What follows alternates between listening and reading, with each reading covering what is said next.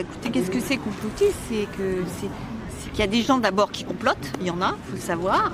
Il y a des gens, des laboratoires qui ne respectent pas les règles de sécurité des vaccins, donc il faut le savoir.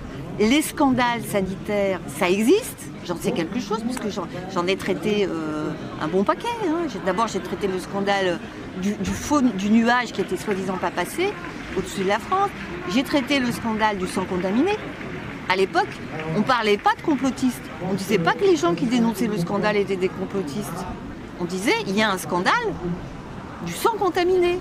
Qui est responsable? Donc on allait chercher les responsables, pas ceux qui dénoncent les scandales. Actuellement, il y a des scandales sanitaires, et au lieu de s'occuper des scandales sanitaires et des effets secondaires des scandales sanitaires, on va attaquer ceux qui les dénoncent en les traitant de complotistes. Donc il y a un renversement de la culpabilité, et il y a une mise, on appelle ça des arguments d'autorité, en disant oui mais vous dénoncez, c'est vous qui êtes en tort. Non, attendez, qu'est-ce qu'on dénonce? Et après, allez voir ce qu'on dénonce. Et voyez si c'est vrai ou si c'est pas vrai. Ça, c'est une chose. Et d'autres scandales, j'en ai traité d'autres. Hein. Il y a eu le scandale aussi de Greenpeace, quand ils ont fait sauter un bateau de Greenpeace. Ça aussi, c'était Mitterrand qui était mouillé. Mais après, il y en a eu d'autres. Il y a eu le scandale du sang contaminé. J'en ai parlé, je ne sais pas. Le sang contaminé, ça a été un gros scandale. Et on a dénoncé les responsables. Au moment c'était au moment du sida, le sang contaminé. Ce qui s'est passé au moment du sang contaminé, c'est qu'on a laissé sur le marché des lots de sang qui étaient contaminés par le virus HIV, et on les a laissés sur le marché, sachant qu'il y avait des moyens normalement de les neutraliser et de les retirer du marché pour pas qu'ils infectent les malades.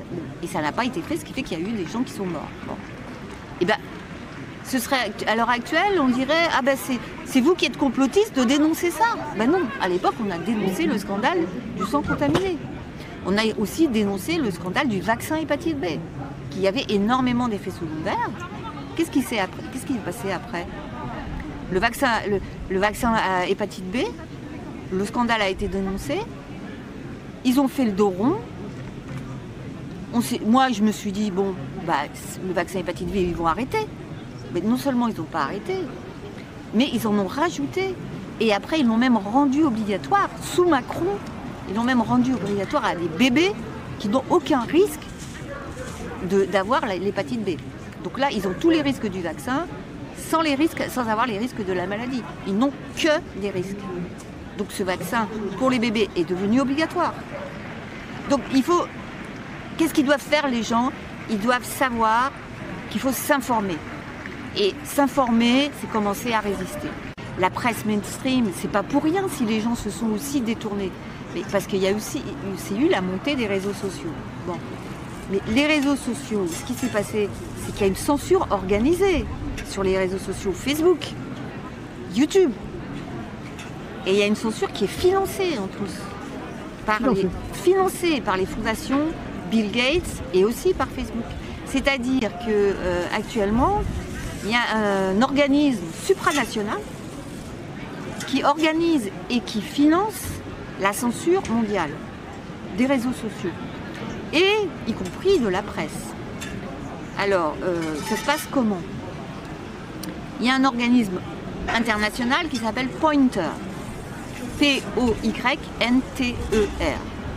Alors, je vous invite à taper Poynter, vous verrez, vous tomberez dessus.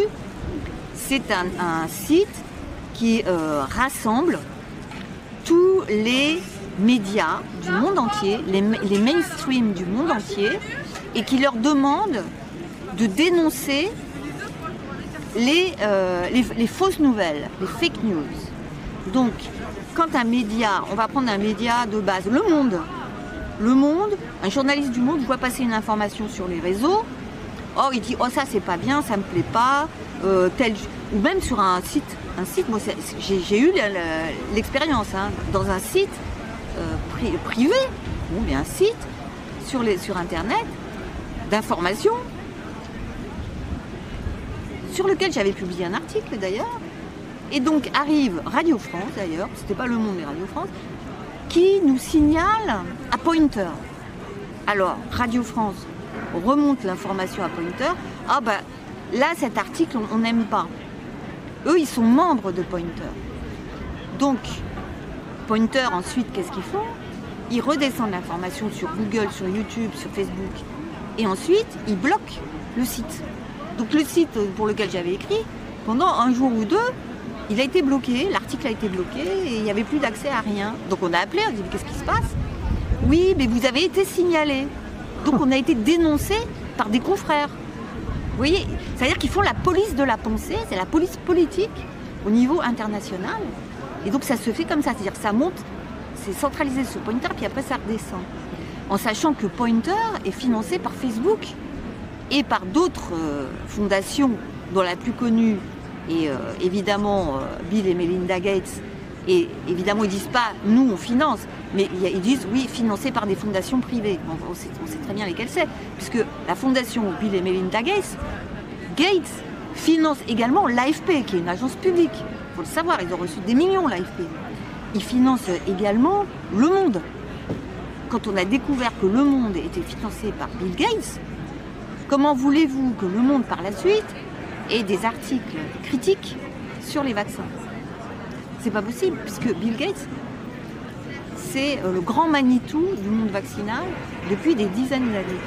Au point qu'il fait la pluie et le beau temps, et que le patron de l'OMS, Ghebreyesus, était l'ancien bras droit que Bill Gates avait mis sur son fonds mondial contre le sida. Donc, et en même temps, Ghebreyesus est aussi très gentil, est un ami des Chinois. Et Bill Gates aussi est un ami des Chinois. Parce qu'on s'aperçoit maintenant qu'il y a une collusion entre ces multinationales gérées par Bill Gates et compagnie et certains Chinois. Et c'est comme ça que Bill Gates a financé des recherches dans des laboratoires chinois. Et qu'ensuite, les vaccins, certains vaccins, ont été conçus dans des laboratoires chinois. Avec des fonds américains. Y compris des fonds du Pentagone. Donc, vous voyez, ça va loin. Donc quand on en arrive à se dire comment ça se fait que l'armée américaine se retrouve à financer des manipulations génétiques dans des laboratoires chinois, alors que ça peut donner naissance à du bioterrorisme et de la lutte biologique dans un cadre militaire. Il y a beaucoup de questions. Clairement, on ne doit plus raisonner en termes nationaux, mais en termes mondialistes, quoi. Ça, c'est clair à partir du moment où ce que vous dites là. Mais ce qui est fascinant dans ce que vous dites là, j'imagine la scène de ces journalistes qui vous ont censuré, vous, qui avez un CV impressionnant de journaliste d'investigation, qui avait, comment dire, qui est de référence, qui est une référence dans votre métier, probablement par des journalistes qui ont, je sais pas, 25 ans, qui tout d'un coup ne font plus du journalisme, mais de la police pour des multinationales, au nom du monde, le journal de... Mais on est... Ouais. Si le public pouvait savoir ça, c'est ça peut-être que l'action... C'est comme on a quand même protesté, donc on est remonté, parce qu'on est remonté à la source. On a dit, mais attendez, où est la source dans cette histoire? Donc c'est remonté. Après c'est redescendu. Et après ils se sont excusés. Ils ont dit, pardon, c'est trompé, c'était une erreur technique. Oui. Voilà, et ça s'est réglé comme ça. Mais le mal a été c'était fait. Il y a un certain temps, et c'était avant le Covid. C'était avant le Covid. Mais après, je ne sais même pas s'ils se seraient excusés depuis. Peut-être qu'ils auraient dit non, circuler, il n'y a rien à voir, j'en sais rien. La censure, elle est devenue... Mais ça aussi, c'est peut-être une action que le public qu'on peut, comment dire, se demander si les résistants peuvent faire. C'est en quelque sorte alerter le public à quel point. Parce que moi, c'est vrai, quand je dis à des gens normaux qui disent que bon, peut-être quelque chose qui ne va pas, quand je leur dis à quel point nous-mêmes, BAM ou d'autres, sont censurés pour des nouvelles qui sont totalement factuelles, mais les gens disent, enfin, c'est pas possible. Peut-être que ça, c'est un territoire à faire pour lancer l'alerte, alerter le public sur le niveau de la censure actuelle. Le niveau de la censure, honnêtement, il suffit de le voir. C'est que, en fait, c'est tellement banalisé qu'ils l'acceptent. Qui? Le public. Parce que la censure, on la voit dans Facebook, ils savent maintenant qu'il y a des gens qui sont censurés. Le président des États-Unis lui-même, son compte Twitter est censuré. Donc oui, tout le monde le sait. Oui, donc, mais la censure est banalisée. Avant, quand il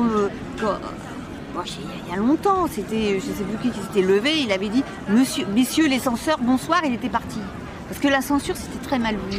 Maintenant, c'est comme si c'était normal, la censure. Bah oui, on est tellement habitué à la censure.